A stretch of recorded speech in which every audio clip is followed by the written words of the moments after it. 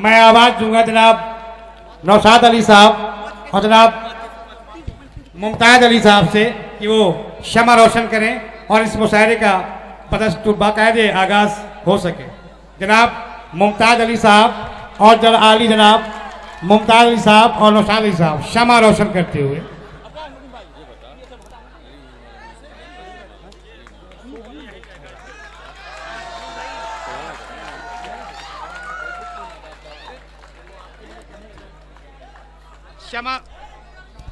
शमा रोशन होने